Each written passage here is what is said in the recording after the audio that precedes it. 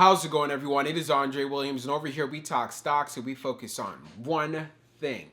Always protect your profits. And today we're going to be talking about MULN, which was up almost 40% on the day. Congratulations to those that have been watching my video, doing their homework, and they were able to get a position in this play. I know many of you are saying, Dre, so what is the update? What we need to look for going into tomorrow, so we'll talk about it in this video. I won't waste any more time. Let's jump into the agenda. If you're new to this channel, I just want to let you know we have timestamps down below inside the description. But if you're a shareholder, you're thinking about taking a position, I highly suggest you watch this full entire video. So the first thing we're going to go over is the technical analysis. We're going to be taking a look at the overall price action. We want to know support. We want to know resistance. We want to know what it looks like in the bearish case scenario and as well as in the bullish case scenario. And then we're going to go on Fintel, taking a look at the recent short interest information. The reason why this is important because it does have an impact on the way the stock performs. And then we're going to be taking a look at the order flow distribution. We want to know the buying and the selling behavior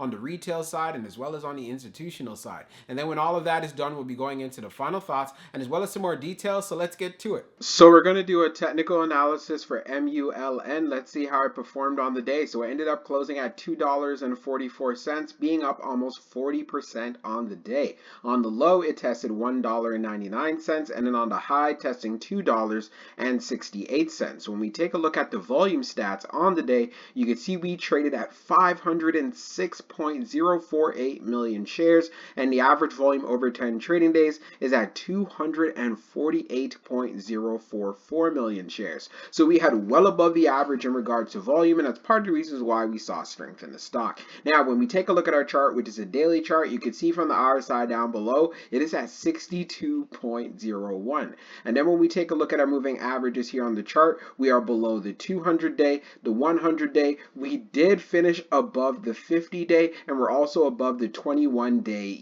EMA. So what you have noticed, we had a strong day, and what I want to see from Mullen going into tomorrow, yes, the next level to look out for will be right here around $2.95. As far as for the high that we saw today, it was around 268. So getting to 295 is very doable, and of course $3 will be that psychological area. If we end up having a pullback or we decide to cool down, I'd love for us to form another higher low. Most preferably, if we could hold up support right at the $2 level, that would be great. But one thing that I want to bring to your attention, we do have a gap to the downside here, which is right around 175. So if we can fill in this gap, I think that would be very healthy and then get us ready for the next move up. I think there'd be a lot of demand there if we ended up having a pullback. Of course, I'm not saying that I want this stock to plummet. I am not being bearish whatsoever, but we know as far as gaps are concerned, most of the time they do get filled, and it's better that it happens sooner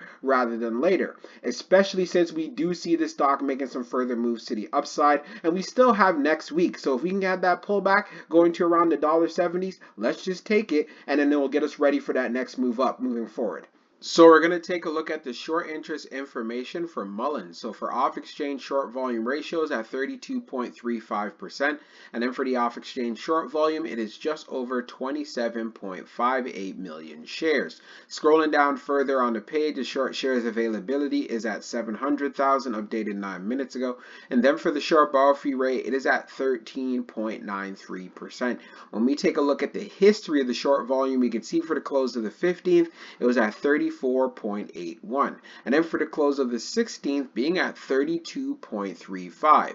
So one thing that remains clear, Mullen does have short squeeze potential. Now let's move on to the order flow distribution. Now let's take a look at the order flow distribution for MULN. So we see on the inflows at 222 and then on the outflows at 230.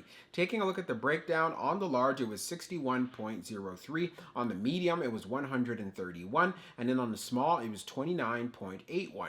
Taking a look at the outflow side, you can see on the large it was 67.99, on the medium it was 132, and then on the small it was 29.55. Like I said, these these numbers are in the millions. Taking a look at the large scale orders in the last 5 days, you can see for today, March the 17th, that big outflow of 6.96 million. Wow. Analyzing the numbers even further for the small scale orders that tend to represent the retail side, we had more buying than we had selling. And then when we take a look at what happened on the medium, we had more selling than we had buying. And then for the large, which represents whales, institutions, and funds, we had more selling than we had buying. And then when we take a look at the turnover ratio, it was at 1,458.86%. So what this shows us right away, there's a lot of traders that are going in and out of this play. No surprise, due to the fact we did trade with a ton of volume, being well over 500 million to be exact. So let's get into the final thoughts, and we'll go over some more details as well. So for my final thoughts for MULN, Mullen Automotive, in regards to the price action,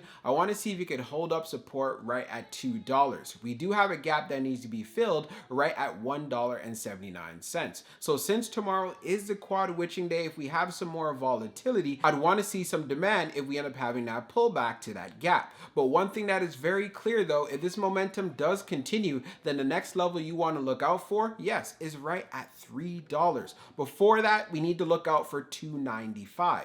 Above $2.95, we can go to $3 and move up even further. So that's something that you want to add to your homework. And many people are asking me, is now the right time to be buying in? If you've been watching my videos, remember we were talking about support levels being at 154, 157, and entry holding up right around 160. Again, you have to make sure that you do your homework, do your due diligence, pay attention to support, pay attention to resistance. I would not be going into a position until the market open. I would not be buying when it comes to the pre-market and as well as for after hours. That is just FOMO, plus most of the volume does come during regular trading hours. So I feel that is the better time that you want to get a position in. And if you are inside of this play, and let's say you got in around $1.60 or $1.70, it is time to move up your stop loss and make sure you can protect yourself. The last thing that you need is a stock to pull back on you and you have a position that was green turn red. Also, when we went on Fintel, taking a look at the short interest information, Mullen does continue to have short squeeze potential. So this is why if we see the market continue its rally,